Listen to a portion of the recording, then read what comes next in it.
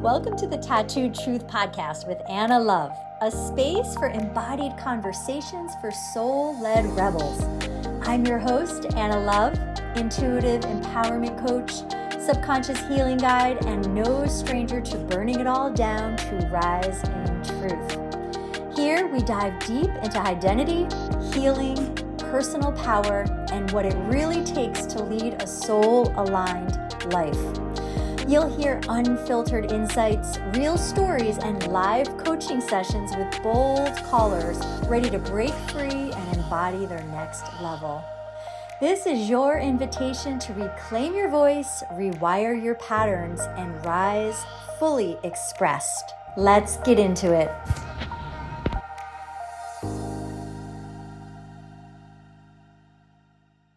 Welcome to our episode on relationships. And this is the Tattooed Truth Podcast. And here we talk about things that are going on in real time. So I'd like to explore and divulge what happened to me in my most recent relationship of 2 years, literally exactly the same week that we met 2 years ago, we ended the relationship. And there was a previous ending in June. So it's August at the time of this recording.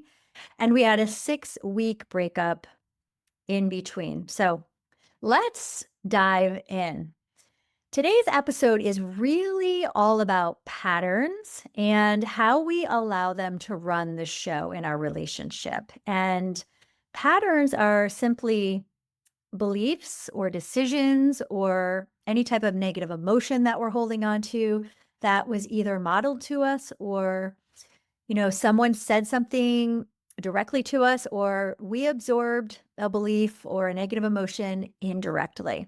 And it forms who we are, forms our opinions about ourselves. It forms our opinions about the world and other people. And most importantly, it creates our reality. And when we get inside relationships, we have to realize that we are in the relationship with all of the different and various parts of ourselves, right? Including our inner child, including the parts of our inner child that is still locked in the back, right? Like locked in the basement somewhere. They are 5 years old, they are 8 years old, they're 15 years old, right? And they're there. They're waiting to be seen, to be nurtured, to be loved, to unburden whatever happened to them, whatever event came in and created like this little trauma for them, or they're a big trauma. They've been waiting for years. Okay. And what happens when our parts are waiting for years is they are in isolation. However, they have these beliefs that we as our self energy do not care about them, that they are not important. Okay. And they continue to show up in our life. So we could be 30, 40, 50 years old, and our inner child is still showing up when we are at our most vulnerable, right? When we are trying to have a relationship with someone. And so your parts and your shadows, which that's what it's called when your inner parts are hiding back there in the past, that's the shadow. When your parts are intertwined with your partner's parts, okay? So really you think you're having just this relationship with the person you see in front of you, but it's not that, okay? It's not that at all. It's you're dealing with the parts of them that they haven't bothered to deal with or handle or help or work out any of their trauma for years, and same with you. So let's talk about our parts and how they will show up in relationships. They are there to avoid feeling bad again. All right. So there's our inner child part, and then there's protector parts that come in and they say, we are going to scan the environment, scan everything that's going on, and we're going to make sure to put a stop to anything that resembles the trauma from the past. Okay. So it could be, you're all of a sudden procrastinating and you don't know why you're procrastinating. And there's a part of you that is creating procrastination because it believes something about whatever it is that you think you should do or you actually should do, and it's saying, "No, we're gonna pump the brakes on that because if you do that thing, then there's an activated part back here that's going to feel bad, and I'm not gonna let that happen." So, there's also, that's why people lie, and in my situation with this relationship that I just got out of, that was what was going on. There was a part of him that was, like, creating a block between him reaching his deepest self, and he became very, hard to reach, right? And my biggest value, right? Like, why are these shadows a problem is because they get in the way of us becoming deep with someone. They get in the way of us of talking from our real truthful self, okay? So, you know, I was gonna go into values, but we're gonna go into that in a second. I'm gonna hold off on that for just a moment. I was gonna say that transparency is my number one value, but we're definitely gonna get there. So, shadows are a problem because let me ask you some questions. All right. Tell me if any of these events have ever happened in your life. Have you ever been going along and people are saying things to you and you're soaking it up and believing it? And then the rug gets pulled out from under you. And then all of a sudden, that person just broke up with you. And you're like, wait, what? What about what you just said 5 minutes ago? Okay. That's a shadow part running the show that ended it or that said the things and then ended it. Have you ever been told one thing by someone's words, but then they turn around and do different actions? Okay, that's a shadow part. Have you ever felt that the person that you're with is holding back information from you or that they are not being transparent fully, right? Like maybe they're not directly lying to you, but they're holding back information and you know this because you could feel it, right? Have you ever overrode your own intuition? Have you? Have you? That's my shadow.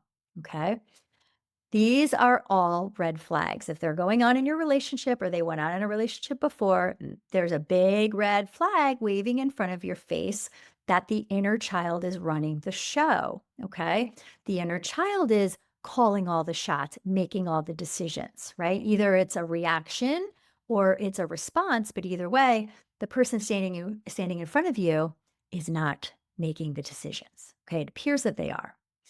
So let me ask you a couple more. Have you ever stayed in a relationship longer than you knew was good for you? I know that I've done that. I was in an 8-year relationship, a 15-year relationship, this 2-year relationship.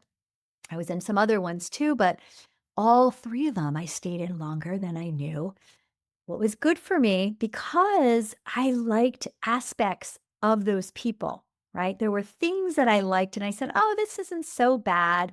And you downplay the things that are so bad. Have you ever done that before? Okay, this is shadows. These are your inner children running the show, right? So the thing about, now we'll get into the values. The thing about values, okay? It's what makes people click or what creates conflict. So, values are basically what if I were to say to you, like, what do you value in life? Okay, for me, financial freedom. So, I value money, love and connection. I value that. Transparency. That means that we talk about everything, even if it's uncomfortable, even if we're used to hiding it and we don't think the other person is going to like us. When we say these things, we're going to say it anyway because it's better to be truthful and honest than it is to hide things away. Okay, these are values. I value transparency. Now, if your partner doesn't value these things, then you have a conflict. All right. If your partner values them, but they're at a lower level, and maybe you value transparency up here in number one, but your partner values it down at number 20. Okay. You can see how that's a huge issue. All right. You need to be figuring out what are the values of the person that you're dating? What are the values of you? And how similar, okay, how similar are they? And there's ways to move the values, like you can move them up and you can move some down. You can create like the gap to close so that you get along. But if you're not being communicative over these things, then hey, that's not going to work. So one of the things that, you know, we did inside of our relationship is we would talk about this. I would talk about this. We read a book together about it, about transparency and how to, a good relationship is all about, you know, not leaving anything out. And I thought he was on board with that. Okay. But his shadow wasn't on board with that. So he was consciously telling me, yeah, yes, yes, yes, sure.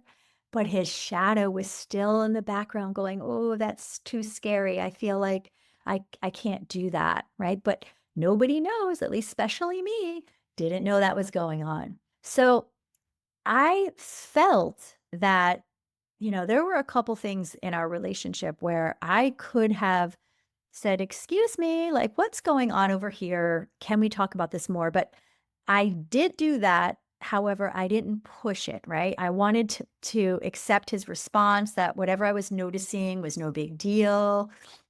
I wanted to be unbothered, okay? I didn't want to pick at him. I didn't want to say, "Well, I feel something different, and I feel like you're not telling me the truth," right? So, I didn't, but then there's a shadow there for me. I didn't want to cause confrontation. All right? So, guess what? We dated for 2 years. We didn't have our first fight until 1 year, 10 month. And it was like I can't remember what it was, and then we had another one the week after. We were in an airport and had a fight. That was like our like I was steaming hot and I had never been this way with him before, right? And then the third one is what broke us up. And we realized that our values were so out of whack with in terms of spirituality and whatnot. And we decided to part ways. Okay. So we amicably decided to part ways. However, there was something there, and I said, I feel like there's you're running away, like you're running, and I feel like there's something else. What am I missing? Is there another girl? Is there something you're not telling me? And he's like, no, none of that. No. Right. So I like go, okay, I guess that's just your, coping mechanism when you're in a state of hyper vigilance is to run, right? Because we usually fight, which we weren't fighters, obviously. Well, he's a fighter and I'm a fighter, but we weren't fighters with each other. Or we freeze, okay, or we start appeasing, or we run. And so he ran and then he got real quiet and he just shipped my stuff back in a box, like literally like a day later. And I was like, that is so abrupt. There's something else going on, right? Like, what's going on? And in my body, I was like, I know there's something going on. But what can you do? Right, at that point, you just go, "Oh, well, and this is over," right? And it was over and it was fine, and I was like, "Wow, let's just move on." Living my best life, learned a lot from that, and very glad that, it's done, like, moving on, very happy. And we went, several weeks without talking to one another, and then he pops back in, maybe 6 weeks later saying that he understands that he was the one to have sabotaged this. It wasn't my fault. He does it with everything. And, he realizes I wasn't asking him to change by being, looking at some books or some podcasts or whatever it was, like expanding your horizon in a growth mindset way, right? That was the problem. I was growth mindset. He wasn't. And I was like, I can't be with someone like this. And he was like, you know what? 6 weeks later, he was like, you know what? I'm good. Like, let's get back together. And I was like, but the things, they're still in the middle of the room, right? The elephant's still there. What are we going to do about it? Right. And he's like, no, no, no. I'm going to get some coaching and I'm going to just expand my horizon. I realize you're not changing me. And so I felt very hopeful. I trusted his word. Okay. And I trusted that the universe led him back to me because he had a realization that, you know, this was what he wanted. All right. And his words, from that point on over the next 2 weeks, his words were really, really telling me, have you guys ever had this? I'm just dying to know. I'd love to know, have other people had this same exact issue or little pieces of what I'm saying? Am I ringing a bell for you? Well, so what proceeds to happen after I think like 2 or 3 weeks is that, within his coaching experience, he was starting to peel back the layers, which is what we do. And I had jokingly said, like, hey, when you start coaching, you may not even like me. Like, How about you, like, why don't you go get coaching and then come back? How about you do that? Like, I even suggested that because we don't know what's underneath all that. We don't know of years and years and years and decades of holding things down like a beach ball, right? Like repressing our truest self and essence and saying, you're not good enough to come up here in the real world. Let's keep you in the shadows, right? We don't know what we're actually going to like or what we're going to be like when we come out. And he was like, "No, no, no. I would never leave you. That you're my person. Like we're going to be together for the next 50 years." And, you know, call number 2 with his coach, he actually starts to find his voice and he surprises me because like I said, the past 3 weeks before that, he had been, professing his love for me, just obsessed in a way that like felt really loving and good. And he then drops the bomb that, he feels compelled that he has to be truthful. And he realizes that he's been doing half truths his whole life and he has to end that. And the first thing he's going to do is let me know that he's been sleeping with a friend of his for the last 6 weeks. And I say, "Well, we weren't together." So I already had an intuition that you liked her anyway. And I remember when I brought it up several times in our relationship and you denied it and got snippy with me and you like tried to pretend it wasn't true. I was like, and I knew it was. And I knew she liked you too. I was like, yeah. So I figured, when we were broken up, that's exactly what you'd go do. And I'm not surprised. And I said, but what's the problem now? I said, and he said, "Well, the problem is that I wanna be with her, not you." And I said, "What about, like, earlier today when you were telling me how much you love me? What about yesterday and all the days before that? What about, like, 2 days ago when you were over in my house? Like, what about all that?" And he was like, "Yeah, she's just a better fit for me, and you know that as well as I do." And I was like, "Okay." So his deepest desires came out and, they had been being held in for 2 years because trust me, when he brought me around to the 2 of them 2 years prior when we first met, I could tell right then and there that they liked each other, but she was married at the time. And that's besides the point. I think it's what's important is that I knew it and I should have left right then and there. So I think for me, the intuition part, he wasn't owning his desires and I intuitively knew that. But guess what I did? My part in this was that I overrode my intuition and I said, well, if he's not admitting it, then it must not be true. Right. I trusted his word over my own intuition. And guess what, guys? I've done this before in all my other relationships. Right. So there's work to do for me there. And I'd love to know if this is, again, ringing a bell for you. Do you have a fear of not wanting to rock the boat, of not wanting to have confrontation? Do you have a fear that your intuition is wrong? And I'm here to tell you it's not the case. Your intuition is on point.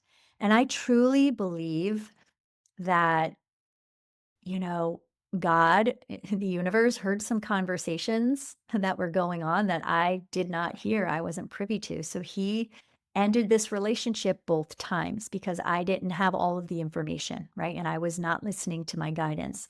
So he ended it for me 2 times, not 1, but 2.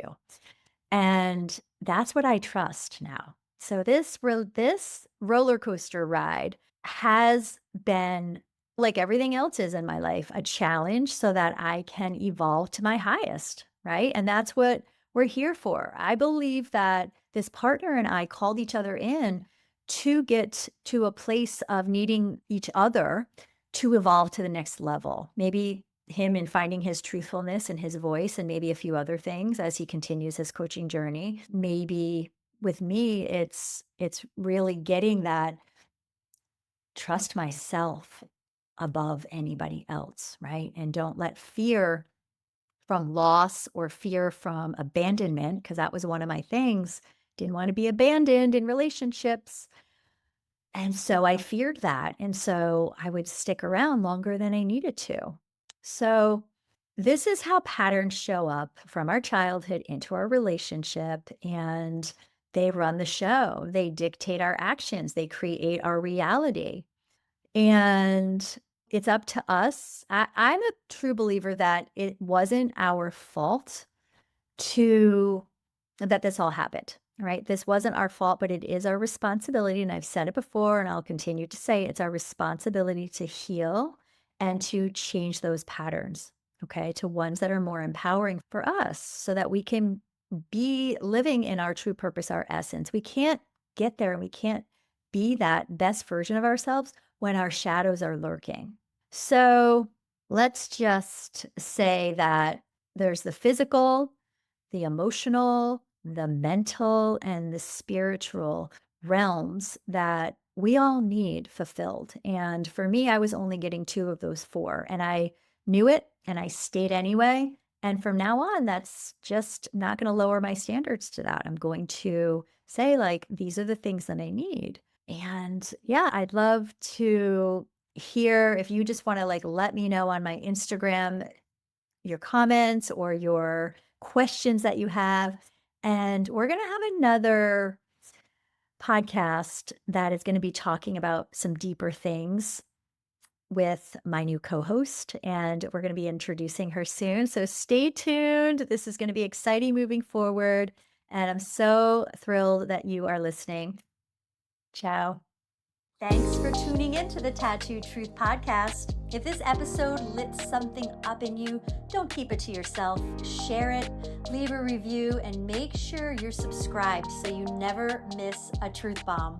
If you're craving deeper support, guided healing, or a space to reclaim your voice and power, check the show notes for ways to work with me. Remember, your truth is not too loud, too bold, or too much. It's exactly what this world needs. Keep showing up, stay wild, stay true. I'll see you next time.